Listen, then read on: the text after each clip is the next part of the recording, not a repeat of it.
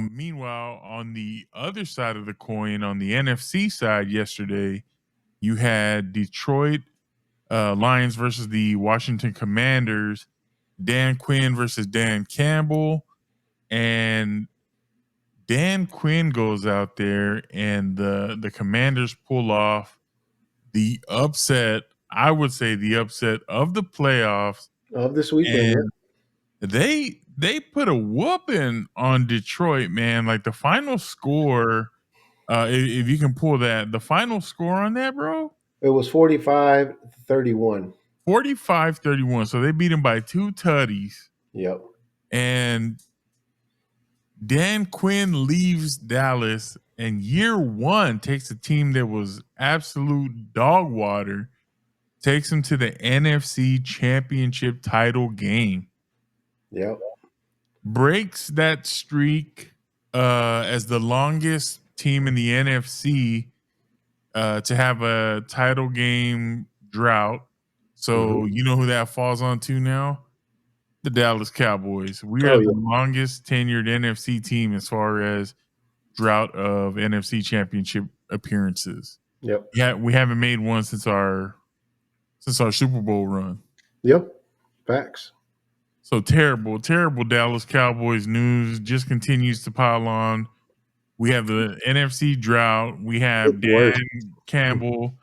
I'm sorry, Dan Quinn making it to the Super Bowl or the NFC title game, and he's doing it with Jaden Daniels and a team that wasn't that great last year, was considered to be like on the verge of almost a bad franchise under Dan Snyder. And now you're seeing this team make moves, make plays. The players believe in the coach. And I told you, man, I said, Dan Quinn's been to a Super Bowl with Atlanta Yes, and yeah. had the Patriots down bad in their Super Bowl. So it's not like he's just some scrub that doesn't know how to get there. Shanahan screwed him by calling bad plays in that Super Bowl and continuing to try to pass the ball instead of running out the clock. But that's for another day that we'll talk about that. But man, the Commanders go out there, punch the Lions right in the mouth. Dan Bro. Campbell's team looked shocked. They were out physical. Jared Goff, the lights got way too bright for Jared Goff. He was turning the ball over like crazy. I think altogether they had 4 or 5 turnovers. I think it was 5. I believe so. Yeah, 5 turnovers. And I think he was responsible for 2 picks, one of them being a pick six, and then was it a fumble? Something like that? I believe so. Let me see if I can fact And check then they that. tried a trick play, and that was a turnover. Yeah, he had 3 interceptions yesterday, and then of course there was 2 fumbles as well in that Yeah. game. So you are correct.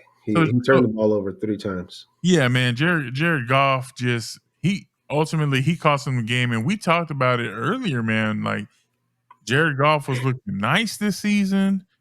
He was looking like he had a resurgence in his career. Mm-hmm. He looked like he had the Lions poised to make it to at least a title game, and then it all just fell apart on Saturday night, and the Lions just walk away. Dan Campbell's crying at the post game presser, and I mean, you have a lot of questions. Again, though, the Lions no excuses, but they had I don't know how many of their starters on Yeah, injured reserve, bro. yeah, they were out because of injury, because of other things too. So, I mean, for me, I feel bad for the Lions because they honestly this is the deepest playoff run they've made in a while, in a long stretch. Barry was So there, dog. yeah, it was something that I know that a lot of Detroit Lions fans were looking forward to. I think that everybody that that's been watching Detroit, that's been keeping up with Detroit, kind of had that sense that this is our year. Mhm. The way that the Lions have been playing, they've been the aggressor, they've been the one being doing the bullying on the football field. making things happen when they needed to happen. And you could see that both teams were fighting back and forth for a long time throughout that entire game.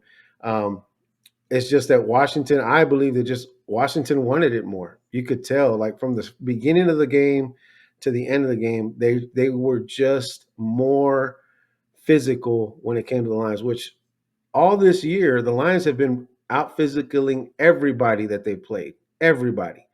And so to see that tide turn on them, where they're now on the defensive and not being as offensive as they normally are, was insane. They didn't have an Mm. answer for Jaden Daniels in their offense. They didn't have an answer for them at all. And then, again, we just talked about it the other day, man. Jared Goff was doing so well, so well. He was making this team look like a legitimate, full, complete team. And then for him to just kind of sputter towards the end and fumble and throw interceptions and cause things, it just seemed like the harder he tried, the worse it got for Hmm. the Lions. And Yeah, it's he sad. started to force it. He panicked Yeah. and started trying to force the issue. Yeah, and it's sad to see, man, because like I said, I mean, the Lions, I think they're if you could correct me if I'm wrong, but I think they're the only NFL team that hasn't made it to the Super Bowl. I could be wrong with that statistic, but I'm pretty sure I'm right on that they've never made it to the Super Bowl. They've gotten close, but never made it. So I was kind of rooting for them, man. I wanted to see them go, especially, Dan Campbell, the way that the passion that he has as a coach, the way that he pushes his guys and his guys have his back and all that stuff. It's one of those things that you want to see one of those hard nosed teams make it to the Super Bowl. And I felt bad for him in a sense, but it's also good to see a rookie when every time they pan the camera over to Jaden Daniels, man, he looks so calm, like he's been there before, so collected, like he was just sitting there, Yeah. just another football Sunday, just He looked like he was thinking, man, what do I want to do after this game? exactly, bro. It was so crazy, but I mean, at the end of the day, good job. Congratulations to the Commanders. You'll Yes. never hear me say that a lot because, again, I'm a diehard Dallas Cowboy fan. But congratulations to you. Um, You got to give props where they're due, right? yeah, you got to give props where they're due. But we'll see what happens next week.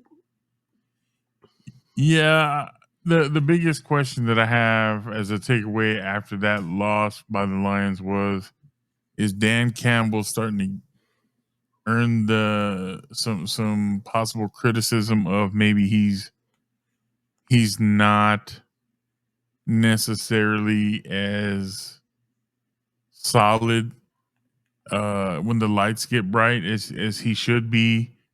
Is he maybe getting exposed um as a coach that can't necessarily get over the hump and win the big one? Because I mean that's the one seed and you're going out like that and it wasn't Yeah, close. yeah, And I think last year was kind of the same thing. Like they looked like a solid contender and they fizzled out. So it's not looking the best for Dan Campbell. And to me, I just start to wonder like, are the questions going to start coming in? Lots of respect all over the place for Dan Campbell. hmm But I wonder how long can you have that knack of dominating the regular season and then when the postseason hits, it's one and done, or yeah. you're right at the cusp, but you just can't figure it out. I think this was their first year where they truly dominated the NFC. Last year they did have a good record. They did have a good record, but it wasn't. I think, if I remember right, weren't the Eagles like the number one seed last year? I I think so. So, I mean, don't get me wrong. I'm not taking nothing away from what their record is or anything like that, but I just think that Dan Campbell is a great leader of men. I just don't think that they executed it the way their game plan the way that they wanted to, in order for them to be able to win that football game. I think, and you may call me crazy, but I think they actually went into that game with a sense of, oh, we're the number one seed. We got this. We're more than prepared for the Washington Commanders. We're going to be too much for them. I think they came in with that chip on their shoulder, like, can't nobody stop us type deal. And Yeah, we've seen that happen time and time before with other football teams. When you go into a game and you're like smelling yourself and you're like, yeah, we got this. Ain't nobody gonna beat us. And then you go into the game and get destroyed. It's like, what the hell just happened? We were supposed to win that game. What went wrong? And so I think that was the case this year for the Lions. I think that that looked they went in real there. Cowboys-esque. Oh, I didn't want Being to say it. I didn't want to say it, but yeah. being the top seed, getting the bye week, coming out and then shitting the bed. That's against real Cowboys-esque. against the fucking Packers. Don't remind me. That's Anyway, that's all I'm saying. That's all I'm saying. Where's the saying? Keep that same energy. If we're gonna do it for the facts, Cowboys, facts, keep that same energy. That's all I'm saying. facts. So to me, seeing that game, what a surprise! Crazy ending. Did not see it coming. And congratulations to the Commanders